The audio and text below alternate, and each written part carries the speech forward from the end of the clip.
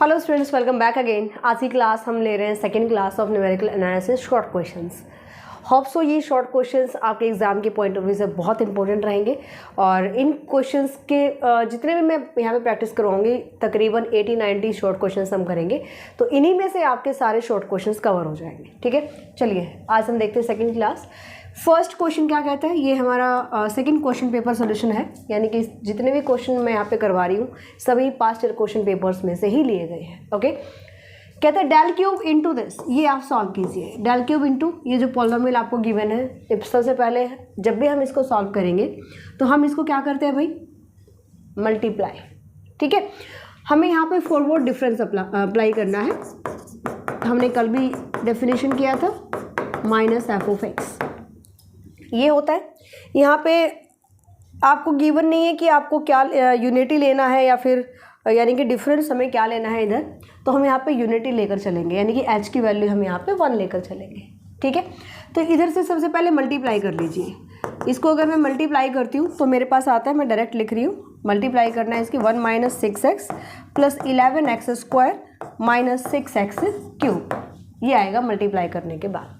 अब अप्लाई कर दीजिए हर एक पर, del cube into 1 minus 6 into del cube into x plus 11 into del cube into x² minus 6 into del cube into x cube. अब del cube into x cube, इसका क्या मतलब होता है, देखो डेल इंटू अगर आप x पर अप्लाई कर रहे हो, मान लीजिए मेरे पास x है ना, h की वैल्यू 1, तो इसको अगर मैं ओपन करूँगी तो क्या लिखूँगी, एफ ऑफ एक्स मेरे पास क्या है भाई, x है। Alright, so del of x equals to f of x plus 1 minus f of x. F of x plus 1 means यहाँ पे x के प्लेस पर x प्लस 1 कर दोगे, माइनस x से x कैंसिल, क्या मिला मुझे, 1 मिला। ऑलराइट, नेक्स्ट टाइम अगर डेल स्क्वायर फाइंड आउट करूँ मैं, del square f of x ले लीजिए, चलो यहाँ पे एफ ऑफ एक्स ले लेते हैं, where f of x equals to x, ऐसे लिख लीजिए।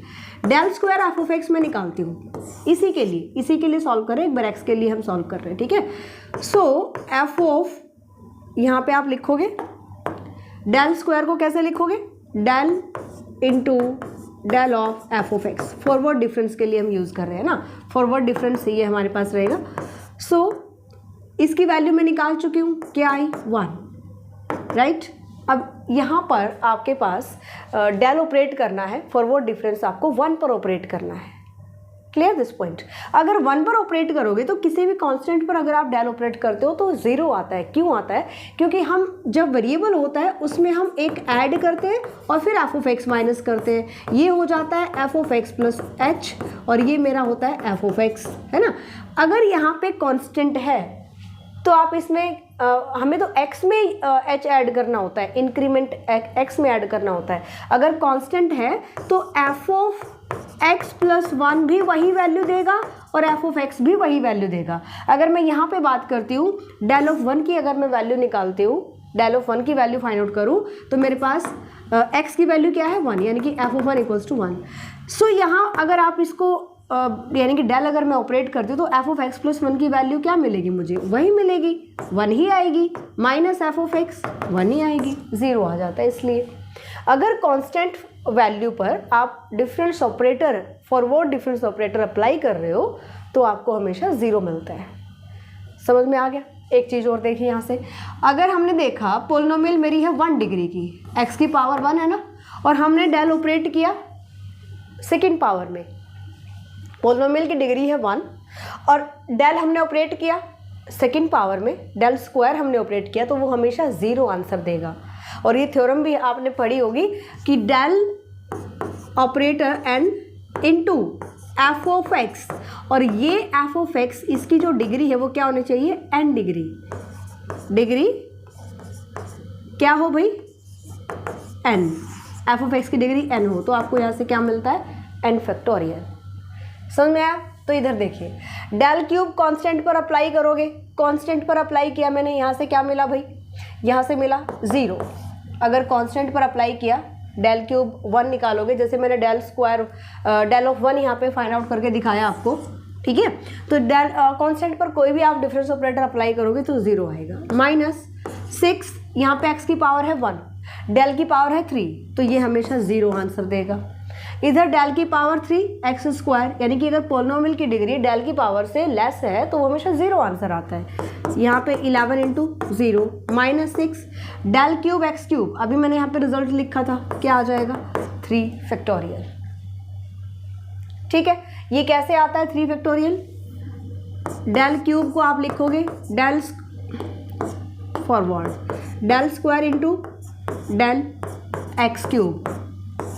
ठीक है, पहले आप इसको सॉल्व कीजिएगा। डेल स्क्वायर, इसको आप लिखोगे x+1³ माइनस x³, यहाँ से क्यूब ओपन करेंगे, x³ से x³ कैंसिल हो जाएगा। फिर आप क्या करेंगे, डेल ऑपरेट करेंगे, जो भी यहाँ पे टर्म रहेगी, फिर से x प्लस, जहाँ पे भी x होगा वहाँ पे x+1 और बाकी कंप्लीट टर्म हमारी एज इट इज़ होती है। मतलब हम जो फॉर्मूला यहाँ पे अप्लाई कर रहे हैं सेम जो भी पोलिनोमियल आती रहेगी उस पर अप्लाई करते रहेंगे, तो लास्ट में आपके पास क्या मिलेगा 3 फैक्टोरियल। तो ये फॉर्मूला भी होता है डेल 4x⁴ है, तो ये हमेशा 4 फैक्टोरियल। अगर दोनों की पावर सेम है, पोलिनोमियल भी 4 डिग्री की है, डेल की पावर भी 4 है, तो हमेशा ये 4 फैक्टोरियल आएगा। तो ये आपके पास आ जाएगा, बाकी सारे 0 -6 × 6 यानी -36, ये आपका आंसर आ जाएगा। ठीक है, नेक्स्ट क्वेश्चन देखते हैं।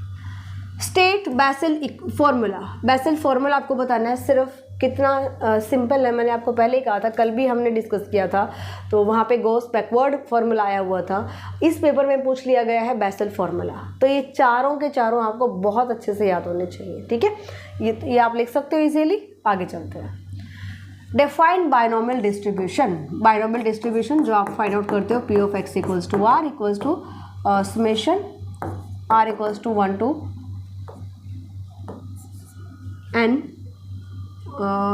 0 to n NCR R = 0 to n NCR P⁻R Q⁻n-R, है ना। बट इसको आपको अच्छे से लिखना है, आपको पता होना चाहिए हमें कैसे लिखना है यहाँ पे।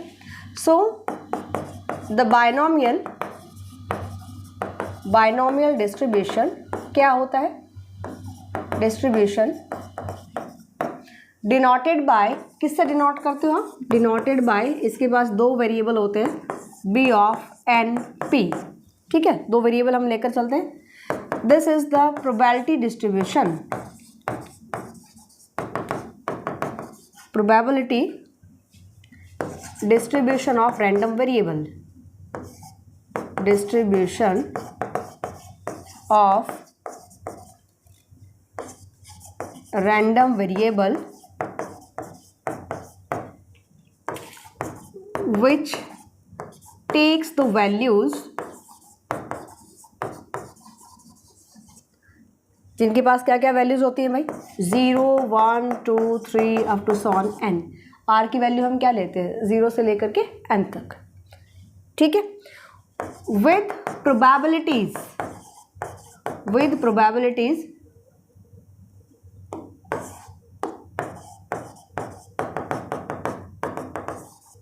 क्या क्या प्रोबेबिलिटीज रहेंगी। अगर मैं r की वैल्यू 0 पुट कर देती हूँ तो यहाँ से मुझे क्या मिलेगा, NC 0, P की पावर 0 1 हो जाएगा, Q⁻n। आगे आप r को 1 पुट कर दो, r को अगर 1 पुट करोगे तो NC 1 P Q⁻n-1 and up to so on, last में n पुट करोगे, सो NCn P⁻n और Q⁻0। तो इन प्रोबेबिलिटीज़ के साथ हमारे पास ये वैल्यूज आएंगी। सो बायनोमियल डिस्ट्रीब्यूशन क्या होता है भाई, हम डिनोट करते हैं B(n)P से।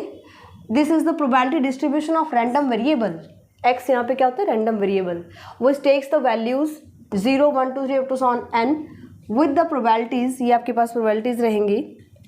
ठीक है, वेयर, बताओ यहाँ पे पी क्यू क्या है, पी क्यू की वैल्यू 0 से बड़ी होती है एंड पी प्लस क्यू 1 होता है। टोटल प्रोबेबिलिटी क्या होती है, 1 होती है। पी सक्सेस के लिए यूज़ करते हैं, क्यू फेलियर के लिए यूज़ करते हैं। ठीक है, एंड जो 2 कांस्टेंट आपने यूज़ किए आर और एन, 2 कांस्टेंट, सॉरी एन और पी, नॉट, क्योंकि हम क्या लेते हैं यहाँ पे एन और P, 2 constants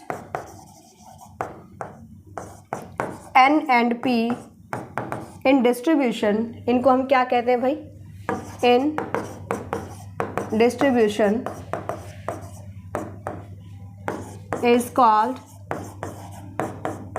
parameters of binomial distribution, ये होती है कंप्लीट डेफिनेशन। ठीक है, अगर आप कंप्लीट लिखोगे तो ही आपको नंबर कंप्लीट मिलते हैं ना। नेक्स्ट देख लेते हैं। नेक्स्ट क्वेश्चन है, इंपॉर्टेंट है भाई, define the properties of eigen values. कितना इजी है ना। क्या कहता है, फर्स्ट प्रॉपर्टी क्या कहती है, sum of the eigen values of a matrix A is the sum of the principal diagonal element. Principal sum of the eigen values, eigen value कैसे निकालते हैं, आपके पास मैट्रिक्स गिवन है A minus lambda equals to 0, यहाँ से lambda की values निकालते हैं। तो कोई भी मैट्रिक्स अगर गिवन है तो उसके जो डायगोनल एलिमेंट होते हैं, दीज डायगोनल एलिमेंट, इनका सम करोगे तो वो किसके इक्वल होता है, sum of the eigen values of the matrix. ठीक है, एक प्रॉपर्टी ये हो गया। सेकेंड प्रॉपर्टी कहता है diagonal element of a triangular matrix, triangular चाहे वो अपर ट्रायंगुलर है चाहे वो लोअर ट्रायंगुलर है, यहाँ पे 0 0 अगर 3 क्रॉस 3 की मैट्रिक्स है तो ये नंबर 0 होंगे। तो इसके जो प्रिंसिपल डायगोनल एलिमेंट होते हैं ना, वही इसके आइगन वैल्यू होते हैं। ठीक है, so the diagonal element of a triangular matrix are the eigen values of the matrix. The matrix B equals to P inverse A P, similar matrix क्या होती है ये, similar matrix. B equals to P inverse, अगर आपने B को इस form में लिख दिया, उसके बाद यहाँ पर हम बता सकते हैं the matrix B and A have the same eigen values. Last होता है matrix A and A dash यानी ए ट्रांसपोज, इनकी जो आइगन वैल्यू होती है सेम होती है बट वेक्टर्स डिफरेंट होते हैं। तो ये 4 प्रॉपर्टीज आपको लिखनी है। ठीक है, नेक्स्ट देख लेते हैं। What do you mean by numerical analysis, sorry differentiation आना चाहिए यहाँ पे, यस एनालिसिस नहीं डिफ्रेंशिएशन, चैप्टर है ना डिफ्रेंशिएशन। ठीक है, तो न्यूमेरिकल डिफ्रेंशिएशन क्या होता है, द प्रोसेस ऑफ कैलकुलेटिंग और evaluating approximate numerical values of derivative or derivative of a function f of x at the sum assigned values of x where x belongs to x naught to x in closed interval. ठीक है, if f of x is not explicit but a set of numerical values xi yi interval where I lies between 1 to 3 up to so on n. तो ये definition आपको numerical differentiation की यहाँ पे note करनी है। लास्ट कहता है find by the Taylor series method, आपको इवेल्युएट करना है y of 0.1 correct to the 4 decimal places using this. तो हम यहाँ पे क्या लेकर चलते हैं, dy बाई dx क्या होता है भाई, f ऑफ एक्स वाई। टेलर मेथड हमें अप्लाई करना है, यहाँ पे टेलर सीरीज है ना। So here f of x y is equals to क्या वैल्यू आ जाएगी, dy बाई dx और इसकी value x square plus y square, ये मिल जाएगी हमें। ठीक है, सॉल्व कैसे करेंगे, सबसे पहले हम देख लेते हैं कि इसका जो फॉर्मूला होता है वो क्या होता है। टेलर सीरीज़ का सबसे पहले फॉर्मूला समझो, उसके बाद आप लिखोगे। By Taylor series